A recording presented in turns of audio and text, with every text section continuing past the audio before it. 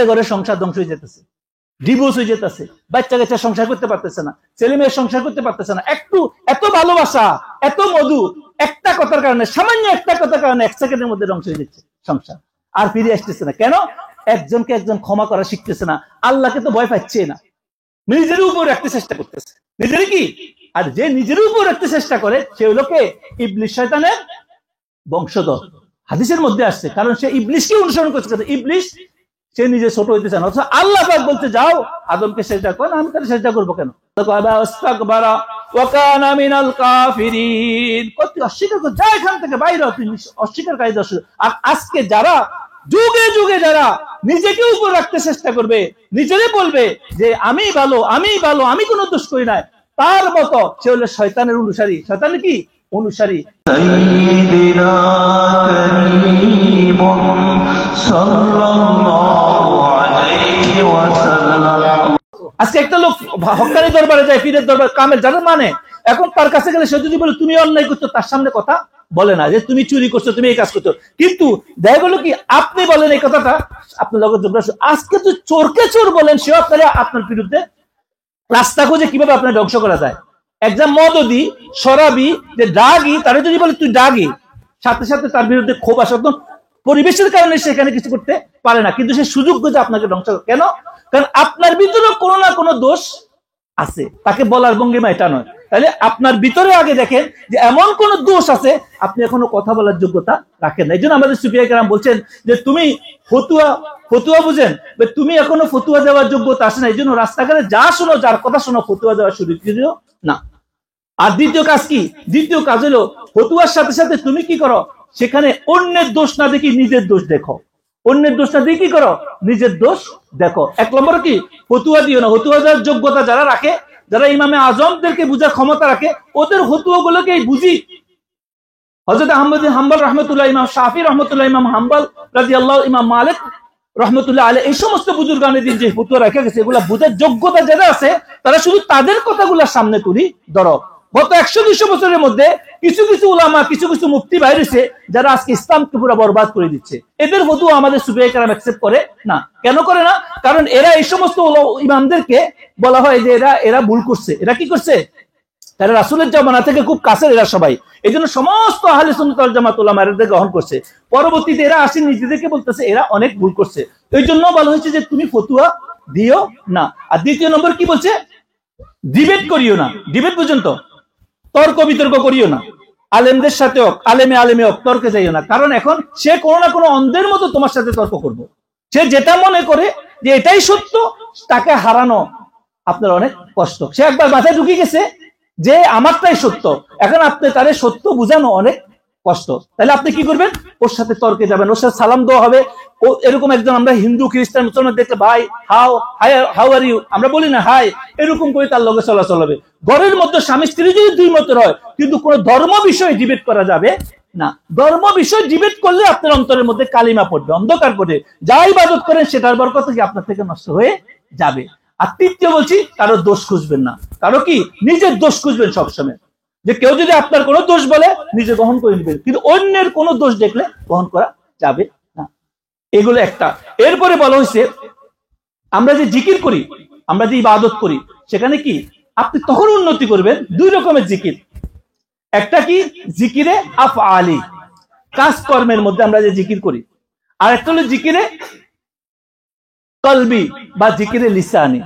জিকিরে লিসানির পরে জিকিরে কলবেতে যায়। এখন আমরা জিকির একটু আগে যে জিকির করছি, এটা মুখে পড়ছি, লা ইলাহা ইল্লাল্লাহ, সুবহানাল্লাহ, আলহামদুলিল্লাহ, কোরআন তেলাওয়াত করা, এটাকে বলা হয় জিকিরে লিসানি, মানে জিহ্বার সাহায্যে পড়ছি। আর জিকিরে আফআলি যদি আমরা ঠিক না করতে পারি, আমার জীবনেও এগুলা কাজে আসে না। আমরা যারা উলামায়ে কেরাম, জাহিরি উলামা কিতাব পড়ি, আমরা যখন জিকিরে আফআলি বুঝি না, মেজরিটি মানুষ আজকে আমরা কি করতেছি? ভুল করতেছি। কি? আমরা মা বোনেরও ভুল করতেছি। আমরা জিকিরে আফআলি মানে কি? কর্মের মধ্যে, কাজ কারবারের মধ্যে আমরা জিকিরে এমন জিকির করতে হবে যে জিকির আল্লাহ পাক হুকুম দিয়েছে। দেখেন, আমি এক্সাম্পল দিতেছি। মনে করেন হাসাদ আর বক্স, 2টা ওয়ার্ড। একটা হলো কি? হাসাদ মানে বুঝুন তো, বাংলা ভাষা হাসাদ হিংসা বলে। আর বক্স মানে কি? শত্রুতা করা। হাসাদ শব্দ তো বাংলা ভাষায় কি বলে? হিংসা। আল্লাহর হাবিব সাল্লাল্লাহু আলাইহি সাল্লাম বলছে যে হিংসা এমন এক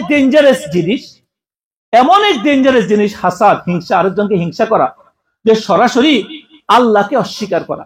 সরাসরি কি? আল্লাহকে অস্বীকার করা। কেন হিংসা কখন হয়? হিংসা আমরা কখন করি? যখন আল্লাহ আমার থেকে কাউকে বেশি দিছে, আমার সন্তান থেকে আরেক সন্তান ভালো করছে, আমার থেকে আরেকজনের বিবি বাচ্চারা একটু বেশি ভালো থাকে, কারো ঘর ভালো, কারো বাড়ি ভালো, কারো বিভিন্ন জিনিস ভালো, আর কাউকে আল্লাহ একটু সম্পদ বেশি দিচ্ছে, তখন আমার ভিতরে কি হয়? হিংসা শুরু হয়। কি হয়? হাসাদ সৃষ্টি হয়। তাহলে আপনি কি করতেছেন বুঝছেন? আমাদের রাসূল সাল্লাল্লাহু আলাইহি ওয়াসাল্লামের শিক্ষা, আউলিয়া কেরামের শিক্ষা কি বলছে? যখনই তোমার মধ্যে হাসাদ আসলো, হিংসা আসলো, তুমি সাথে সাথে আল্লাহ পাকের যে তাকসীম, আল্লাহ পাকের যে বন্টন, আল্লাহ পাক যে সুন্দরভাবে একটা বন্টন করছে, সেটাকে তুমি কি করলা? অস্বীকার করলা। কারণ তুমি আল্লাহ পাক তারে বেশি দিল কেন তোমার মধ্যে, সেজন্য তার বিরুদ্ধে চলতেছে। এখন তাকে কিভাবে তুমি ধ্বংস করবা, সেটা তোমার মধ্যে আসা শুরু হইলো। এখন তুমি প্রকারান্তরে কি করতেছো? তুমি অন্যভাবে যদি চিন্তা করো, তুমি আল্লাহর বন্টনকে, আল্লাহর তাকসিমকে, আল্লাহর দেওয়া এই যে সিস্টেমকে তুমি কি করতেছো? অস্বীকার করতেছো। আমাকে এরকম দিল কেন, আমি তাকে শেষ করে ছাড়বো, তাকে আমি কি করব? তার কোনোভাবে তার উঠতে দিব না, তার ব্যবসা উঠতে দিব না, তার পরিবারকে উঠতে দিব না, তাকে আমি বিভিন্নভাবে ইয়া করবো। এটা কি? আপনি সরাসরি কি করতেছেন? আল্লাহকে অস্বীকার করতেছেন, আল্লাহর সিস্টেমকে, আল্লাহ পাকের বন্টনকে। আপনি এখন যত নামাজ পড়েন, রোজা রাখেন, হজ করেন, জিকির করেন, লা ইলাহা ইল্লাল্লাহ, আল্লাহ আল্লাহ আল্লাহ, ততই করেন, 7 দিন কোরআন তেলাওয়াত করেন না কেন, হাসাদ এমন এক মারাত্মক সমস্যা কর্মজীবনে, এটা হুকুম নয়, হাসাদ আপনার ভিতরে লুকায়িত আছে, ঘরে ঘরে লুকায়িত আছে। এক ভাই একবারই দেখতে পারে না, এক বোন আরেক বোনকে দেখতে পারে না, এক ভাই আরেক ভাইয়ের সাথে ঝগড়া করে কেন? ও বেশি করলো কেন? এক বোন আরেক বোনের সাথে, এক পীর ভাই আরেক পীর ভাইয়ের সাথে, ওরে কেসি দিল কেন? ও আমার থেকে বেশি হয়ে গেল কেন? ওরে এত করতেছে কেন? না, আপনি আপনার আল্লাহ যা দিছে সেটার উপর শুকর গুজার করে যদি আগা, তখন আল্লাহ পাক আপনাকে আরো বাড়াই দিবে। কিন্তু আপনি কি করতেছেন? আরেকজনের একটু ভালোকে আপনি সহ্য করতে পারতেছেন না। আরেকজন একটু ভালো কাপড় পরক, ভালো একটু বাসায় থাকুক, বা ভালো কিছু করক, ভালো রেজাল্ট করক, আপনার মধ্যে কি হয়? এটা আপনার কি করতেছে? আপনার দৈনন্দিন জীবনে নামাজ, রোজা, জিকির, আজকার যাই কিছু করতেছে, সেটা কি করতেছে? বরবাদ করে দিচ্ছে। আরেকটা হলো বক্স, আরেকটা হলো কি? শত্রুতা করা। যেমন অন্যের যদি ভালো হয় নিজের ভিতরে জ্বলে, আর অন্যের যদি খারাপ হয় খুশি লাগে, আনন্দ লাগে। আরেকজনের যদি সে যদি ক্ষতিগ্রস্ত হয়, ধ্বংস হয়ে যায়, তার একদম লক্ষ লক্ষ টাকার মালিক ছিল, তার ছেলে একটা নষ্ট হয়ে গেছে, মেয়ে নষ্ট হয়ে গেছে, বা তার জীবনে কোনো অসুবিধা আসছে, সাথে সাথে কি হয়? আমার ভিতরে খুশি আসে। আর সে যদি কোনো কিছু ভালো করে, ভালো কিছু করে, তার ছেলে ভালো করছে, তার মেয়ে ভালো করছে, তার কাজকর্ম ভালো, তার জীবন ভালো, বা তার কোনো কর্মে ভালো, তখন ভিতরে জ্বলে। আর শুধু খোঁজা হয় কিভাবে আল্লাহ তার ধ্বংস করে, আস্তাগফিরুল্লাহ, দোয়া করে, এরকমও হয়। আস্তাগফিরুল্লাহ। কেন? কারণ সে আল্লাহ পাক তারে ভালো করক, সে সেটা চায় না। এটা হলো শয়তানের সবচেয়ে বড় পুঁজি, আমাদেরকে ধ্বংস করার। আজকে আমরা মানুষেরা, সাধারণ মানুষেরা, ঘরে ঘরে সমস্যা, বাড়িতে বাড়িতে সমস্যা, স্বামী স্ত্রীর মধ্যে সমস্যা, সন্তান ধ্বংস হয়ে যাচ্ছে এই দুইটা জিনিসের কারণে, হাসাদ আর বক্স। এই আমাদের হিংসা এবং শত্রুতা ভিতর থেকে জ্বলে, জিলাস যেটাকে হয়, অনেকভাবে মারাত্মক জিনিস এটা। আর এটা আজকে আমাদেরকে শিক্ষা দেওয়া হচ্ছে না। আজকে আমরা শুধু শুধু নিজের জীবনটাকে নিজে প্রকারান্তরে অন্যকে হিংসা করতে যায়, আমি নিজে ধ্বংস হইতেছি। অন্যের শত্রুতা করতে যাই কি, আমি এবং আমার আন্ডারে যারা আছে তাদের কি করতেছি? ধ্বংস করতেছি। অথচ আমি মসজিদের সবার আগে যাই, সবার প্রথম কাতারে নামাজ পড়ি। মক্কা শরীফে তো বছরে পাইলে সুযোগ পাইলে চুরি টাকা, যত রকম সুযোগ, হালাল টাকা হারাম টাকা মিক্স করে এলো, বছরে 2-3 মক্কা শরীফে চলে যাওয়ার চেষ্টা করতেছি। আমি সবার আগে জুমার আগে দিতে নামাজ পড়ি, আমি সবার আগে একদম জিকির আজকার পিসাবের দরবারে বসে থাকি। কোনো লাভ হবে না, কোনো লাভ হবে না। আমাদের সুফিয়া কেরাম বলছে যে তুমি যত পীরের কদমে জীবন দিয়ে দাও না কেন, যদি তোমার ভিতরে যদি অন্যকে সহ্য করার ক্ষমতা আসে না, এখনো পর্যন্ত অন্যের দোষ সহ্য করার ক্ষমতা আসে নাই, এখনো তোমার ভিতরে হিংসা চলে, অন্যের একটা কিছু বললে সহ্য করতে আসে নাই, তো তোমার এটা এক নিমিষে ধ্বংস হয়ে যাবে। আপনি হাজার হাজার টাকা, হাজার হাজার বিল্ডিং বানাইছেন, নিচে দিয়ে একটু আগুন লাগাই দিলে কতক্ষণ লাগে এটা জ্বলতে? আজকে দেখেন আমেরিকায়, ক্যালিফোর্নিয়াতে জ্বলতেছে সমানে, মিলিয়ন মিলিয়ন জিনিসে, একটু আগুনের বাইরে কি হইতেছে? সব জ্বলে। আর হিংসা এমন এক মারাত্মক জিনিস, শত্রুতা এমন এক মারাত্মক জিনিস, আপনার জমানো সম্পদ 1 সেকেন্ডে কি করি দে? ধ্বংস করি দে। বুঝে আসছেন কথা? 1 সেকেন্ডে ধ্বংস করি দে আপনাকে। আমাদের খবরও নাই। আমাদের কি, আমরা যখন দেখি তখন হায় হায়, আমার ছেলে তো শেষ, আমার মেয়ে তো শেষ। অনেকের বেলায় এটা হয় না। এটা অনেকে মনে করবেন এই কথা শুনে অনেকে মনে আমি হয়তো এটা করছি। অনেকের বেলায় আল্লাহ পাক আপনাকে পরীক্ষার মধ্যে কি রাখে, কিন্তু আপনাকে খুঁজতে হবে কোনো না কোনো ভাবে আপনার মধ্যে কমি আছে, ভুল আছে, রং আছে। নইলে কেন আপনার পরিবারের জীবনে অশান্তি আসবে, আপনার ছেলে মেয়ের অশান্তি আসবে কোনো না কোনো জায়গায়। আমার জীবনে এই জন্য আমাদের এখন রাস্তা কি, আমাদের একটাই রাস্তা। হযরত ইমাম জাফর সাদেক রহমতুল্লাহ আলাইহির কাছে সকাল থেকে বিকাল পর্যন্ত লোক আসলে সমস্যা নিয়ে, কেউ আসে বসে হুজুর আমার মেয়ের সমস্যা, ওই যে আস্তাগফিরুল্লাহ পড়ো। আরেকজন আয় বলছে হুজুর আমার জমিন জামান সব ধ্বংস হয়ে গেছে, ওই যে আস্তাগফিরুল্লাহ পড়ো। আরেকজন আসি বললো হুজুর আমার ছেলে মেয়ের বিয়ে হয় না, ওই যে আস্তাগফিরুল্লাহ পড়ো। আরেকজন আসলো বললো হুজুর আমার কাজ কারবার সব ধ্বংস হয়ে যাচ্ছে, ও আস্তাগফিরুল্লাহ পড়ো। আরেকজন হুজুর আমার ঘরের মধ্যে জিন জাদু টোনা সবকিছু বরবাদ করে দিতেছে, ওই যে আস্তাগফিরুল্লাহ পড়ো। আরেকজন আসে বললো হুজুর আমার শত্রুরা আমাকে মারার জন্য উৎপাত হয়েছে, কত তুমি যে আস্তাগফিরুল্লাহ পড়ো। মানে সকাল থেকে বিকাল পর্যন্ত যত মানুষ আসছে সবাইকে একই ওষুধ দিছে তিনি। তো তার সাথে যিনি এক সঙ্গী ছিল তার সাথী, তার খলিফা, তো তাকে বলো হুজুর আমি বুঝলাম না, আমি কি বুঝলাম না যে আপনি সবাই একই ওষুধ দিলেন। আমি দিই নাই। কে দেনে? আমি দিনে। আল্লাহ রাব্বুল আলামিন সূরা নূহর মধ্যে যাই পড়েন, আল্লাহ পাক বলতেছে যখন তোমার জীবনে কোনো অশান্তি আসে, তোমার জমিন ধ্বংস হয়ে যায়, তোমার কাজ কারবার ধ্বংস হয়ে যায়, তোমার পরিবার জীবনে অশান্তি, তোমার সাথে শয়তানের দুশমনি, যত কিছু হোক না কেন কি করো, উলট ফিরে আসো আর ইস্তিগফার করো বেশি বেশি করে। আল্লাহ পাক কি করবে? তোমাকে ক্ষমা করে দিবেন। আল্লাহ যখন ক্ষমা করে দিবেন তোমার ভুলগুলাকে, আল্লাহ যখন তোমার উপর দয়া করবেন, আল্লাহ যখন তোমার উপর খুশি হয়ে যাবে, আর কোন দুশমন আপনার কিছু করতে পারবে? আছে এমন কোন শক্তি, এমন কোন জাদুর শক্তি আছে আপনার কিছু করার? এবং কিন্তু আমরা করি না। আমরা নিজের দোষটা নিজে স্বীকার করতে রাজি না। আমরা আস্তাগফার বলতেছি, আস্তাগফিরুল্লাহ আস্তাগফিরুল্লাহ আস্তাগফিরুল্লাহ আস্তাগফিরুল্লাহ, তাসবিহ করতেছি না, সাথে আবার চিন্তা করতেছি এরে কিভাবে ধ্বংস করা যায়। এই আমার এই কথা কইলো, স্বামী কয় এই মহিলা আমারও অমুক দিন এই কথা বলছে, আস্তাগফিরুল্লাহ বলে শয়তান আবার মনের ভিতরে কি করে আস্তে আস্তে ইয়াদ করে দেয়, ওই আমার এভাবে কথা বলছে, আমার ইনসাল্ট করছে। আর স্ত্রী কয় কি দেখছো নি এই কম্বক আমারে ওই 2 গোল জ্বালাইছে, ইয়াং বয়সে আমার বোধ জ্বালাইছে, আমার এভাবে জ্বালাইছে, এরা করছে। শয়তান আছে আস্তে আস্তে মনে করে দেয়, আপনারা শান্ত হইবার দিবে না।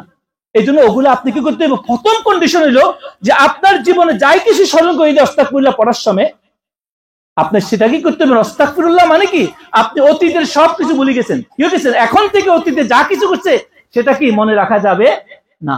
যদি মনে রাখেন তাহলে আপনার আস্তাগফিরুল্লাহ পড়ার মধ্যে কোনো গুরুত্ব নাই। তওবার আরেক ওয়ার্ড হলো কি আপনি ফিরে আসা, মানে আপনার ভুল যেগুলো করছেন সেগুলো থেকে কি ফিরে আসা, আর ওখানে যাওয়া যাবে না। আজকে এই পর্যন্তই।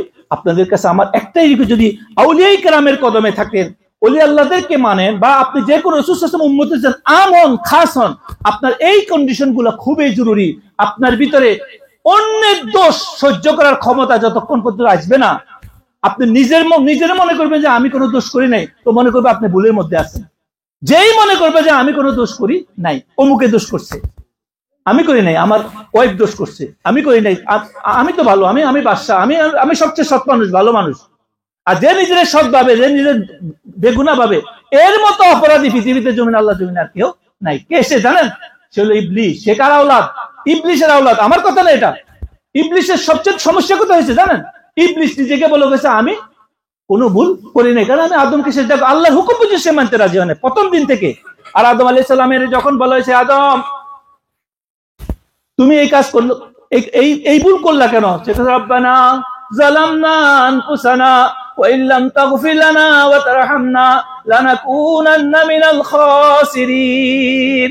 আদম আলাইহিস সালাম এটা বলতে পারতেন, হে আল্লাহ তুমি আমাকে দয়া করে বানাইছো, মেহেরবানি করে বানাইছো, তুমি সুন্দর করে কত সৃষ্টি করে বানাইছো, জান্নাতে দিছো, আবার আমার ওয়াইফেরে বানাইছো, সবকিছু তুমি বানাইলা, ওই দরকটা কিল্লে বানাইছো, আবার দরক বানাইয়া গাছটা বানাইয়া আবার কিছু এখানে যাইও না, এটা তো বলতে পারতো না, কিন্তু তিনি যা বলেননি। তিনি কি হলো? আল্লাহ বলছে লা তাকরাবু হাযিহিশ শাজারা, এই গাছের নিচে যাইও না, কিন্তু তিনি যে কোনো ভাবে হোক, হাদিসের মধ্যে অনেক ভাবে আসছে, সেই গাছের তলে চলে গেছেন। নবীরা মাসুম। অনেক মানুষ ওনাকে বলে উনি ভুল করছেন, আমরা এটা বলতে পারি না, এই ওয়ার্ড নবীদের বেলা আনা যাবে না, সাহাবাদের বেলা এমন কোন ওয়ার্ড বলা যাবে না যে এই ওয়ার্ডের কারণে আমরা নিজেরা আল্লাহর রহমত থেকে বঞ্চিত হয়ে যাব। এটা আল্লাহ পাকের একটা ইমতিহানের মধ্যে আছে। আজকে আমাদের অনেক আলেম ওলামা কথা বলার সময় মুখের ভিতরে এমন ভাবে কথা বলে, নবী সম্পর্কে, নবীদের বিবি সম্পর্কে, সাহাবী সম্পর্কে এমন এমন ওয়ার্ড আসে জানি না আল্লাহ পাক তাদেরকে হেদায়েত দান করুক। খবরদার হুঁশিয়ার আপনারা যারা এই সমস্ত তারা যে সমস্ত ওয়ার্ড বলে সেগুলো ওয়ার্ডগুলো আপনারা মুখে আনবে না। কারণ আমরা সর্বোচ্চ আল্লাহর পেয়ারা কারা? নবীরা। সর্বোচ্চ আল্লাহর পেয়ারা কারা? নবীরা। কারা আল্লাহ মনোনীত করে তাদেরকে পাঠাইছে। তাদের পরিবার সাহাবারা সর্বোচ্চ পেয়ারা। তাদের সম্পর্কে তাদের সম্পর্কে কোনো ভাষা ব্যবহার করতে অনেক সাবধান হইতে। আদম আলাইহিস সালামকে আল্লাহ পাক বলছে এখানে যাইও না, তিনি যে কোনো ভাবে আল্লাহ ওই কাজ করছেন। করার পরে তিনি কি বলতেছেন? তিনি নিজেকে নিজে বলতেছেন আমি কি করতেছি? ভুল করছি। আল্লাহ পাক শিক্ষা দিছে। আর শিক্ষা দেওয়ার পর তিনি বলতেছেন আল্লাহ আমি জুলুম করছি। কিসের উপরে? আমার নফসের উপর। এই জুলুম মানে আমরা নিতে পারবো না। তিনি যে কোনো কাজ করছে সেটা যদি আল্লাহর কাছে কিছু ছোট হইতেছে, এটার মানে কি? তিনি তো বান্দা, আমরা তো ছোটই হবে, তাই না? তিনি বলে নাই তুমি এটা করছো কেন, প্রশ্ন করে নাই। আজকে আমরা তো প্রত্যেক কথা প্রশ্ন করি। আমি বলি ওরে দোষ, আমি কি দোষ করছি? আমি কেন ক্ষমা চাবো? আমি কেন কি করবো? ও দোষ করছে, ও দোষ করছে, ছেলে দোষ করছে, মেয়ে দোষ করছে, বউ দোষ করছে, স্বামী দোষ করছে। আর স্বামীরা তো মেজরিটি, স্ত্রীরা তো মেজরিটি। আজকে ইউরোপের বিবিরা মেজরিটি সমস্যা হচ্ছে। যারা ক্ষমতাশালী তারা মনে করে কি আমি কোনো দোষ করি নাই, আর পুরুষেরাও মনে করে কি আমি কোনো দোষ করি নাই। আর আজকে ঘরে ঘরে সংসার ধ্বংস হয়ে যেতেছে, ডিভোর্স হয়ে যেতেছে, বাচ্চা কাচ্চা সংসার করতে পারতেছে না, ছেলে মেয়ের সংসার করতে পারতেছে না। এত ভালোবাসা, এত মধু, একটা কথার কারণে, সামান্য একটা কথার কারণে 1 সেকেন্ডের মধ্যে ধ্বংস হয়ে যাচ্ছে সংসার। আর ফিরে আসতেছে না। কেন? একজনকে একজন ক্ষমা করা শিখতেছে না। আল্লাহকে তো ভয় পাচ্ছে না, নিজের উপর রাখতে চেষ্টা করতেছে। নিজের কি? আর যে নিজের উপর রাখতে চেষ্টা করে সে হলো কে? ইবলিস, শয়তানের বংশধর। হাদিসের মধ্যে আসছে, কারণ সে ইবলিসকে অনুসরণ করছে। ইবলিস সে নিজে ছোট হইতে চায় না। অথচ আল্লাহ পাক বলতে যাও আদমকে সেজদা করেন, আমি তাহলে সেজদা করবো কেন? আল্লাহ আস্তাকবারা ওয়া কানা মিনাল কাফিরিন। কত অস্বীকার করে যা, এখান থেকে বাইরে তুই অস্বীকারকারী দর্শক। আর আজকে যারা যুগে যুগে যারা নিজেকে উপর রাখতে চেষ্টা করবে, নিজেরে বলবে যে আমি ভালো, আমি ভালো, আমি কোনো দোষ করি নাই, তার মতো সে হলো শয়তানের অনুসারী। শয়তানের কি? অনুসারী। এই জন্য আমরা যত ইবাদত করি না কেন, এটা না বুঝার কারণে আমরা ধ্বংস হয়ে যাচ্ছি।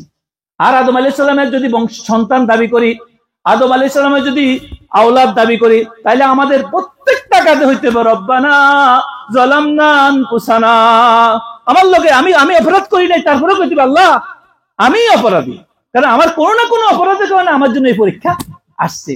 আমার কোনো না কোনো ভুলের কারণে, হয়তো এখন করি নাই, হয়তো আগে করছি, বা কোনোভাবে করছি, বা তোমার জিকির আজকার কোনো ভুল করতেছি।